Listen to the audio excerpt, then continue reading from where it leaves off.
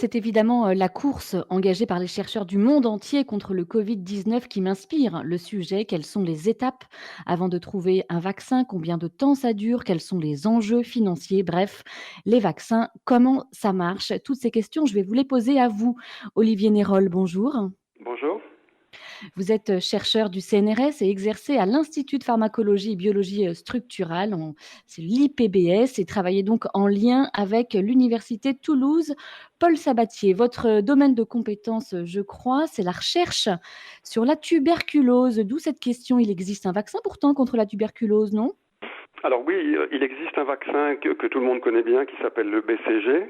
Eh oui. Et ce BCG, il était obligatoire en France jusqu'au milieu des années 2000 à peu près. Il est encore obligatoire dans de nombreux pays et il a été très très largement utilisé. Alors il est plus obligatoire pour des raisons de bénéfices-risques qui ont été Ouais. mesurés par les experts.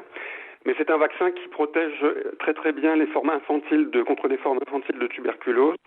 Et on s'est rendu compte avec le temps qu'il protégeait de façon trop inégale, en tout cas, contre les formes pulmonaires de la maladie chez les adultes, donc qui est la forme transmissible de la maladie. D'où la nécessité de développer un nouveau vaccin meilleur que le BCG contre la tuberculose. D'accord. Alors ça nous amène tout de suite à notre entretien de ce matin, les vaccins, comment ça marche? Et d'abord, qui sont les acteurs et où s'effectuent les recherches, Olivier Nérol? Les recherches s'effectuent dans tous les laboratoires publics et privés, donc c'est-à-dire les laboratoires comme l'IPBS ou d'autres laboratoires du CNRS ou d'autres laboratoires publics d'autres pays. Et puis Ouais. évidemment les industriels qui sont également impliqués dans le développement de vaccins. Donc c'est vraiment un travail de partenariat très étroit entre les États, les laboratoires publics et les acteurs privés du domaine pharmaceutique. Et j'entends que ce ne sont pas forcément des médecins, hein. Par les temps qui courent, beaucoup d'épidémiologistes, se font connaître, des virologues, des vaccinologues. C'est aussi des chercheurs comme vous l'êtes, hein, comme vous l'êtes. Tout à fait. Alors les médecins évidemment sont très très fortement impliqués dans la recherche vaccinale, alors plutôt sur des aspects plus en aval, c'est-à-dire quand on commence à tester des candidats, ce qu'on appelle des candidats vaccins, qui ont été développés dans un premier temps dans des laboratoires, testés sur des animaux de laboratoire comme les souris, et Mmh. qu'on veut ensuite évidemment les tester chez l'homme. Là les médecins évidemment jouent un rôle absolument primordial. Mmh. Mmh. Alors vous avez parlé de travail de partenariat. Je crois qu'il y aurait, en ce moment en France 26 labos mobilisés sur la recherche, contre le Covid. Ça, il y en a beaucoup d'autres à travers le monde. Ça veut dire que le 1er labo qui trouve a gagné d'une certaine façon?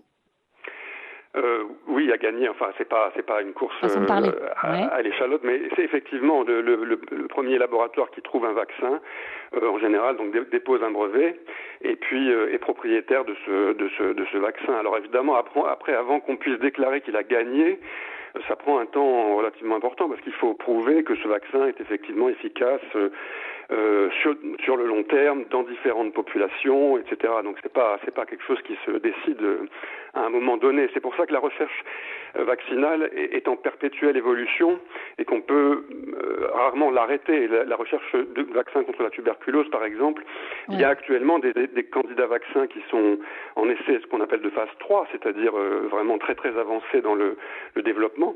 Mais il faut absolument continuer la recherche fondamentale et la recherche préclinique au cas où ces vaccins, qui sont sans doute très très prometteurs, mais s'avéreraient pas si prometteurs que ça. Mmh. Donc c'est vraiment un continuum qui doit se construire dans le temps.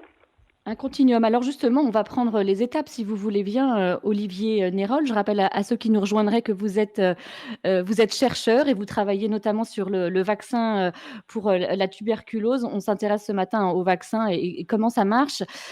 Comment au départ un labo décide de s'engager dans la recherche d'un vaccin? Par exemple, vous, pourquoi vous ne vous êtes pas mis sur les rangs pour le Covid-19?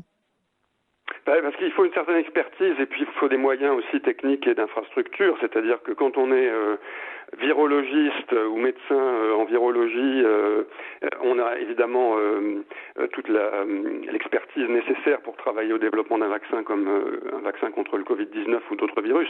Quand on est Oui. bactériologiste comme moi, par exemple, on a plus vocation à travailler sur des vaccins contre des infections bactériennes, comme l'est la tuberculose, par exemple.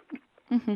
Mais sinon, c'est comme ça que ça se passe? Les labos s'autosaisissent et décident, de s'engager dans la course ou non, si à condition qu'ils ont le domaine de compétence et d'expertise, c'est ça? Oui, c'est souvent un historique, c'est-à-dire on décide pas un matin en se levant. Alors bon, il y a évidemment des cas particuliers. Le cas du Covid-19 est un cas évidemment très particulier puisque c'est extrêmement soudain. Donc il faut évidemment orienter des recherches immédiatement sur le développement de médicaments et de vaccins sur cette maladie-là. Mais c'est des travaux de longue haleine qui se décident pas comme ça du jour au lendemain. C'est des Mmh. historiques des laboratoires publics ou privés qui ont certaines expertises, qui ont certaines infrastructures, certaines technologies, certains moyens, etc. De travailler sur telle ou telle maladie. Est-ce qu'il y a une part, de secret, également? Vous avez, je reprends vos mots, hein, tout à l'heure parlé de partenariat. On imagine une forme d'émulation, mais peut-être également de compétition aussi, non? Oui, il y a une forme de compétition entre les laboratoires publics eux-mêmes, entre les laboratoires publics et privés, entre les laboratoires privés eux-mêmes, mais c'est une compétition qui est en quelque sorte saine et source d'émulation parce que ça donne de l'énergie. Après, c'est pas une compétition pour écraser le concurrent, c'est vraiment pour essayer de trouver un remède à un mal, quoi. Et compétition, évidemment, pour trouver le remède à un mal. Compétition, car évidemment, derrière, il y a des enjeux financiers. Quels sont-ils? Les enjeux oui, il y a des enjeux financiers. Alors dans la recherche des vaccins, les enjeux financiers sont pas colossaux. Hein. C'est pas comme dans d'autres domaines de recherche médicale, parce que les vaccins contre les maladies infectieuses en général sont plutôt à destination de tous les pays, mais en particulier des pays en développement, dans lesquels les industriels savent bien qu'ils vont pas faire des marges bénéficiaires énormes. Donc oui, il y a des enjeux financiers, mais qui sont à mon avis pas la priorité pour ce qui concerne les vaccins contre les maladies infectieuses. Et qui finance les recherches? Dans le cas des industriels, c'est eux-mêmes, et puis dans le cas c'est eux-mêmes en partenariat, donc ils peuvent recevoir aussi de l'argent public. Et puis ce sont les États, les unions d'États, comme la Commission européenne, qui finance énormément la recherche sur les vaccins contre plusieurs maladies, dont la tuberculose. L'Union européenne finance des gros consortiums, très très gros consortiums de dizaines et de dizaines de laboratoires publics et privés sur cette recherche-là et sur d'autres recherches. Donc c'est de l'argent public et de l'argent privé. Mmh. Mmh. Alors on reprend les étapes, on est dans un laboratoire, public, ou privé. Quels sont vos matériaux de recherche? Comment vous procédez? On procède par essai-erreur. Et évidemment, dans le cas des vaccins, en gardant toujours en tête les principes fondamentaux de la création des vaccins qui en fait ont été édictés par Louis Pasteur, hein, c'est-à-dire, en tout cas pour les premières générations de vaccins, c'est-à-dire l'atténuation du germe pathogène, l'atténuation ou l'inactivation du germe pathogène qui a donné lieu à toute une série de vaccins de première génération, dont le BCG par exemple. Maintenant on a des moyens, disons, un peu plus sophistiqués de créer des vaccins avec ce qu'on appelle des sous-unités, donc c'est des petits morceaux du germe, des protéines ou des acides nucléiques ou des sucres, mais le principe reste le même. Donc le matériel qu'on a, c'est du matériel biologique de l'agent pathogène qu'on peut utiliser tout ou partie. Et puis ensuite qu'on teste, alors en général sur des modèles cellulaires et des modèles animaux, pour voir, un peu comme a fait Pasteur avec ses poules, hein, pour voir si quand on inocule ce morceau de germe ou ce germe inactivé, eh bien on protège contre la maladie. Mmh.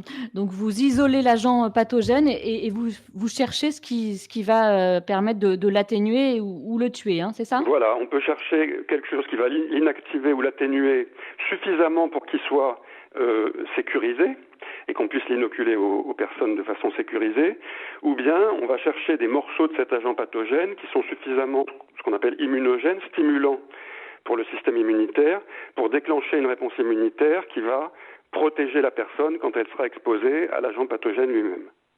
Et pourquoi c'est si long, avant de trouver un vaccin? Hier, Édouard Philippe, dans sa déclaration, disait qu'il y avait de grandes chances qu'on ne trouve rien avant, 2021, voire 2022. 18 mois minimum, je crois? Oui, mais alors 2021-2022, c'est déjà pas long du tout. Hein.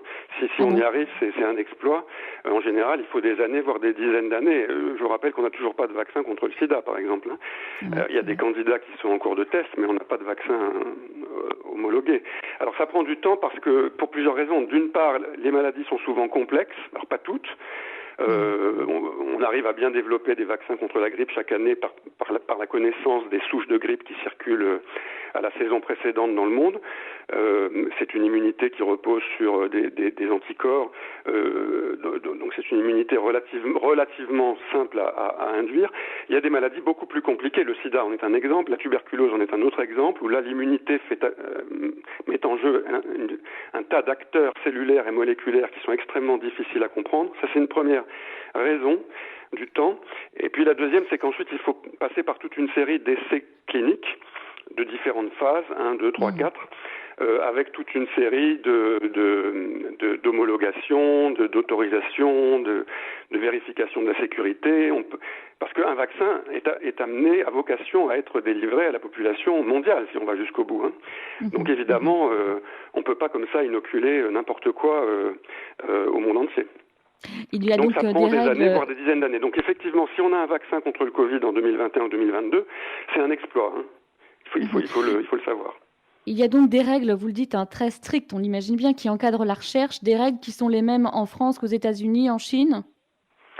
Oui, tout à fait. C'est des règles éthiques Oui, bien sûr, ce sont les mêmes règles. Enfin, les grands principes généraux sont les mêmes. Hein. Il faut assurer la sécurité des personnes. Voilà, c'est la première règle. Et alors, une fois qu'on a trouvé, une fois qu'un labo a trouvé, vous nous l'avez dit, la première étape qui doit s'enclencher, c'est déposer un brevet. Oui, c'est une étape importante si on veut continuer le développement d'un vaccin ou d'un médicament en général, c'est déposer un brevet pour protéger l'invention. Hein, c'est la vocation d'un brevet, finalement un brevet c'est un titre de propriété intellectuelle, hein, c'est ça.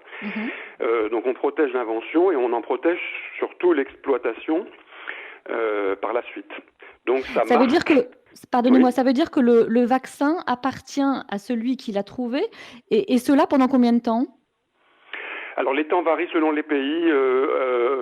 En général, c'est jusqu'à une vingtaine d'années. Après, le vaccin tombe ce qu'on appelle dans le domaine public. Enfin, le vaccin ou la chose brevetée. Donc, si demain c'est la France, par exemple, admettons, et on peut toujours l'espérer, qui trouve le vaccin contre le Covid, le labo X qui le trouvera sera le seul à pouvoir le commercialiser pendant 20 ans. C'est ça? À le commercialiser, pas forcément. C'est-à-dire, ça dépend qui trouve le vaccin. Alors, on dépose un brevet. Mettons qu'un laboratoire public découvre un vaccin, un laboratoire du CNRS ou ailleurs. C'est pas ce laboratoire-là qui va pouvoir ensuite développer de façon industrielle ce vaccin pour le mettre sur le marché. Donc il va faire ce qu'on appelle une licence d'exploitation de son brevet, c'est-à-dire qu'il va vendre tout ou partie de son brevet à un industriel ou des industriels pour ensuite passer à la phase de développement industriel à grande échelle. Dernière question. Mais le titre de propriété dont je parlais appartient à ce laboratoire, et donc si c'est un laboratoire public français, il appartient en quelque sorte à la France, oui. Et ça sera lui qui fixe le prix?